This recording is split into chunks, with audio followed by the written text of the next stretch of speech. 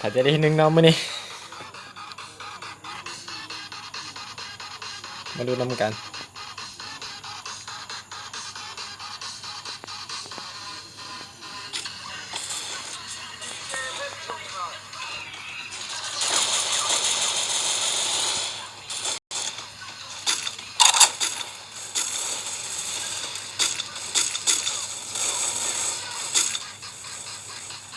โอ้ทีแซมได้หายาตุมาเนาะ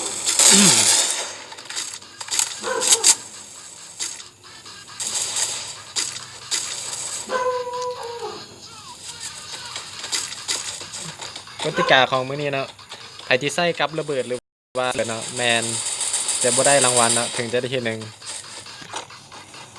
เพราะว่าประกาศลงแคนไปแล้วใครเฮ็ดผิดกฎแมนบ่ได้รางวัลนะ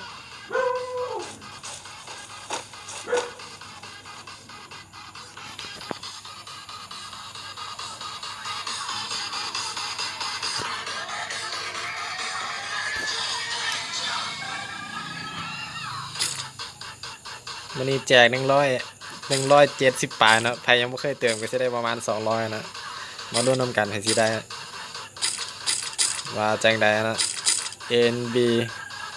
ยังงงๆลงใส่เนาะอันนี้ลงหมู่บ้านดินน้ำเนาะที่ปรึกษาเขาลงแต่ลงตัดสินใจลงบีมาซากิน่าจะลงน้ำกันเนาะไซรัสกับเจเจว่าจังใดเนาะจังใดเบิ่งคนดื่นกันเนาะว่าจังใดที่ให้เขาเห็นบีมองเขาจังใดที่ปรึกษาเขาคือลงสีเนาะที่ปรึกษาเขาเนาะว่าจังใด177ว่าจังใ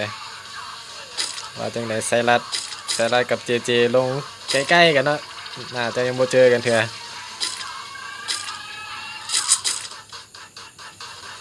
จังไดอาศัยลงพีกเนาะทีแซมเนาะทีแซมลงเก็บเครื่องบินอันนี้ลงหอว่าจังไดพี่แสงเขาศึกษาเขาลงห้องสีเนาะมีคนลงน้ำหรือบ่จังได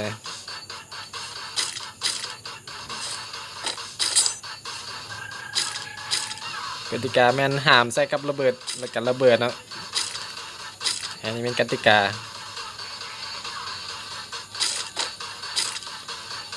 ว่าจังไดเนาะ2คนอยู่ใกล้กันแท้สิเจอกันหรือบ่จังไงอาศัยที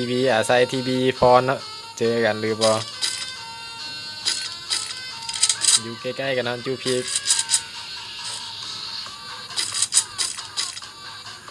ว่าจังไดที่ปรึกษาเขาเนาะเจอคนหรือบ่หรือผู้ใด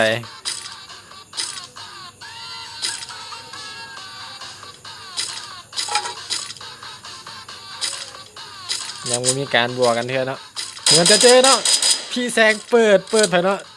พี่แซงเจอน้ำไผ่เนาะจังหวะนี้พี่แซงเขาเจอไผ่เนาะพี่แซงเขาว่าจังไดอาจจะเจออินวีซัดเนาะโอ้เจอกันละ2คนนี้เนาะว่าจังไดซึกโซนหมู่กันเนาะเอ็นวีแซกเอ็นวีพี่แซงเนาะว่าจังไดพี่แซงยับเข้ามาเนาะโอ้ยเก็บไป1ศพตายไปแล้ว1ศพเนาะกลับมาเบิ่งพี่เนาะน่าจะได้บวกกัน2คนนี้ว่าจังไดเนาะเอ็นวีพี่แซงเขาว่าจังไดตั้งไอวอลไปนึกจังว่าจังหวะเนาะว่าจังไดเอ็นวีแซกเขาว่าจังไดเอ็นวีแซกเขาอ้อมเนาะเอ็นวีแซกเขาอ้อมเนาะว่าจังไดจะได้มีพี่แซกเขาเจอหรือบ่เป็นว่าแอบอยู่ว่าจังไดซึกลอยหลังเนาะกดไปจังนี้เกือบเนาะเกือบไปเนาะว่าจังไดไซรัสเก็บไปเนาะที่ปรึกษาเขาเก็บไผ่ไปเนาะว่าจังไดโอ้น่าจะเก็บผู้ใดเนาะไปน่าจะเก็บเจไปเนาะเจอกันอีหลี2คนนี้เจอกันอีหลีทั้ง2คนนี้ว่าจังไดNBแซกเขาว่าจังไดเพิ่นว่าแอบอยู่ ยังบ่ไปใส่มาจังได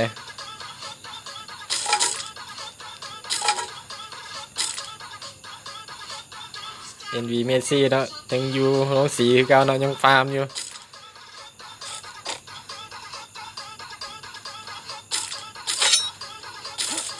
ว่าจังไดเข้าใกล้มาแล้วเนาะว่าจังไดสกากับ MP40 เปลี่ยนหรือบอเปลี่ยนว่าจังไดสองคนนี้เจอกันแน่นอน NV แซกเขาเนาะอยู่ถึงหัวเนาะน่าจะยังมูฮู้เด้อว่าจังไดจอบแล้วจังหวะนี้จังไดพี่แสงเขาเห็นเนาะกดสกากดว่าจังไดเจ็บนักแต่ว่าบ่แตกเนาะรีได้เนาะเพิ่นว่าถอยไปก่อนบ่ไหวเพิ่นว่ายังบ่มีปืนซาดเนาะว่าจังไดพี่แสงเขาเข้าซาดหรือบ่ยังตัดสินใจบ่อยากเข้าเนาะว่าจังไดพี่แสงเขา NV พี่แสงเนาะว่าจังไดมาเบิ่งคนอื่นกันเนาะยังบ่เจอกันเนาะยังพากันฟาร์มอยู่ยังวงหนึ่งว่าจังไดเนาะ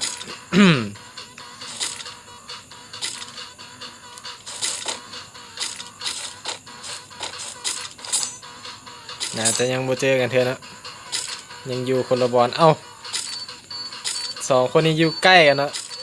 X10 เนาะแล้วก็ T5 เนาะว่าจังไดจังว่านี่สิเจอกันหรือบ่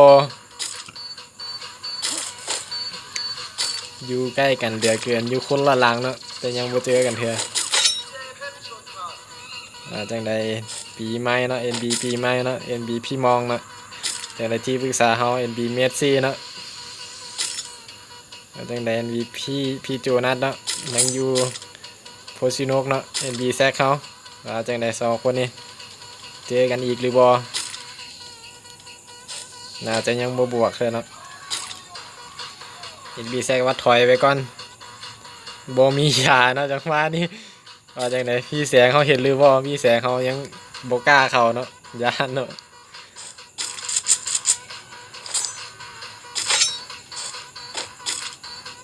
ว่าจังไดเนาะพี่เดียวที่ปรึกษาเขาคือรี่อยู่นี่เนาะเน็ตหลุดหรือบ่ที่ให้เริ่มขึ้นมาแล้วเนาะ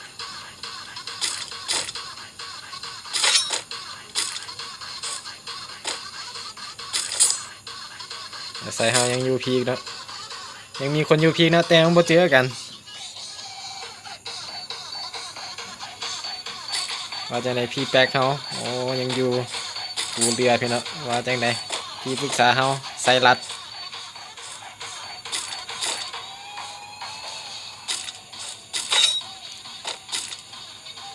น่าจะมุ่งขึ้นพีกเนาะน่าจะพากันมุ่งขึ้นพีกใส่ขึ้นพีกมาแล้วเนาะที่เจอเนาะที่เจอหรือบอ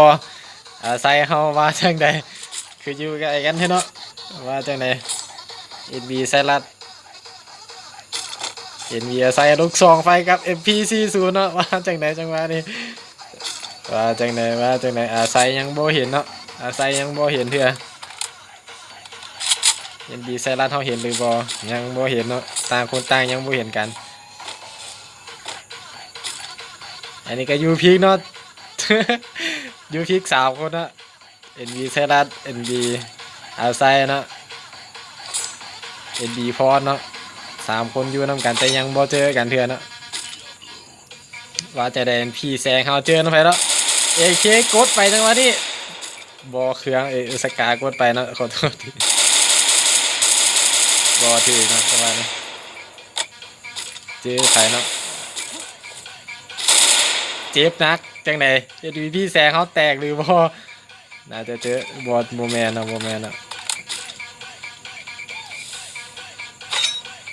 อ๋อน่าจะเจอกับ NB ปีใหม่เนาะว่าจังได NB ปีใหม่ NB ปีไหนครับ NB พี่แซงเนาะว่าจังไดถอยหรือบ่ NB ปีใหม่เพิ่นดันมาแล้วจังหวะนี้ MP40 ว่าจะได้ MP40 กับ MP40 เนาะ จังไดเบิ่งทรงเบิ่งทางกันอยู่ยังบ่ยอมเปิดเนาะ NB พี่แสงเขาว่าจังไดถอยหรือบ่สู้แล้วมาแล้ว NB ปีใหม่เขาว่าจังไดเปิดไปก่อนพี่แสงเขาเปิดไปก่อนว่าจังไดเจ็บหนักคุณว่าจังไดพี่แสงแตกหรือบ่แตกเนาะ NB แสงแล้วพี่แสงแตกไปแตกให้ปีใหม่เนาะจังได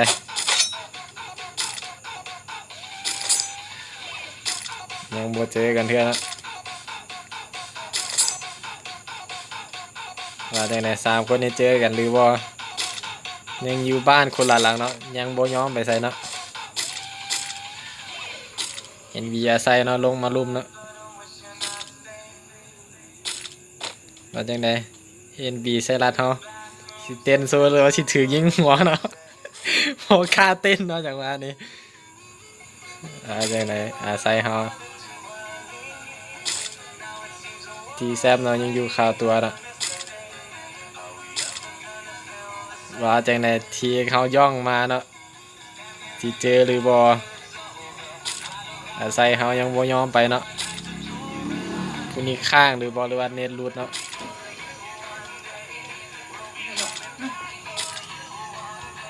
อุ้ยไม่ชิลวนเลยนะ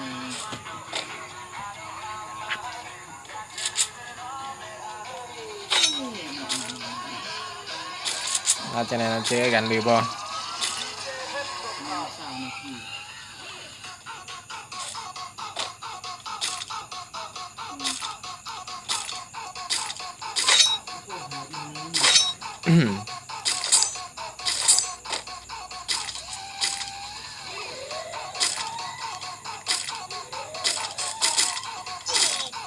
ว่าจังไดอาไ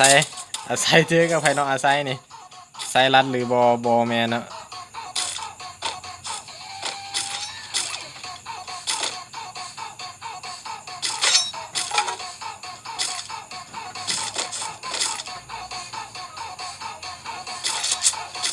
เดี๋ยวนั้นเนาะอาไซเขาเจอน้ำไผแล้วผู้นี้น่าจะรุดหรือว่าติดบั๊กหรือว่าผู้นี้จากไหนอาไซเขาวงบ่ได้เนาะอาไซเจอกับไผเนาะเจอกับทีเอกเนาะอาไซเจอกับทีเอกเนาะผู้ที่ว่าได้ทีหนึ่งเนาะที่บางยานี่ทีเอกว่าเจ็บหนักเจอทั้งสองทางเนาะเห็นบีไซรัสเขาก็เห็นเนาะว่าจังใดจังว่านี่สามคนว่าจังใดแตกหรือบ่อาไซเก็บทีเอกเนาะอันดับหนึ่งของทีมบางยานี่ไปว่าจังใดที่ปรึกษาเขาเปิดไปจังหวะนี้สกาลัวไปว่าจังไดอาไซเขารอดหรือบ่เจ็บหนักเพิ่นว่าจังไดที่ปรึกษาเขานะอินดีไซรัสนะที่เจอหรือบ่กดไปสกาไม่ได้เกือบไปหน่อยอีกหน่อยเดียวแต่ว่าจังไดเลื่อนหกเรียบร้อยทีบีไซรัสเขาเนาะเก็บไปได้2คิวไปละแต่วันนี้เจอกันนะเอดีแป๊กเจอกันไปเรียบร้อยเจอใครครับเจอกับที่ปรึกษาเขาเนาะพี่แถวเนาะพี่แถวเขาเก็บไปได้เนาะจังไดอยู่ใกล้กันเหลือเกิน NB ออยเขาเจอกับน่าจะเจอกับนะพี่แถวเนาะจังไดพี่โจนัสเจอไผเนาะพี่โจนัสน่าจะเจอกับที่ปรึกษาเขาเนาะไซรัสเขาว่าเจ็บเพิ่นว่าบ่เห็นเนาะว่าจังไดเจ็บหนักว่าจังไดพี่โจนัสเขาว่าแอบก่อนเพราะว่าบ่เห็นว่าจะได้นาทีแซมเขาอยู่ในวงเนาะ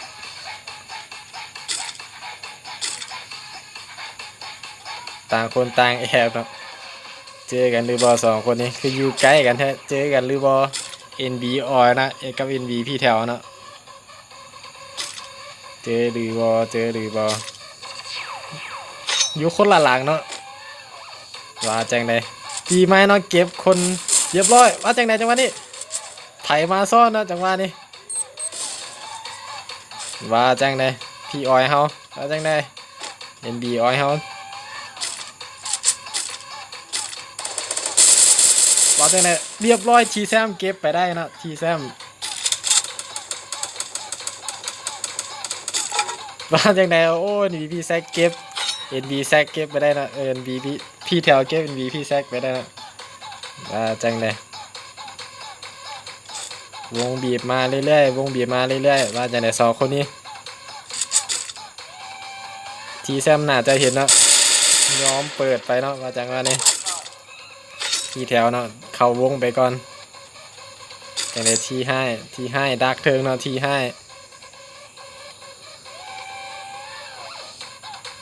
ว่าจังไดทีแซมนะทีแซมยังอยู่รูปนะทีแซมเนี่ยที่ชื่อกดมาแต่เทิงหรือบอพี่แถวเขาเนาะเข้าวงย่างเดียวคนว่าเมสซี่เก็บไซรัสไว้เนาะที่ปรึกษาเขาเก็บแบงที่ปรึกษาแต่ให้ที่ปรึกษาเนาะเมสซี่เราเก็บไซรัสไปได้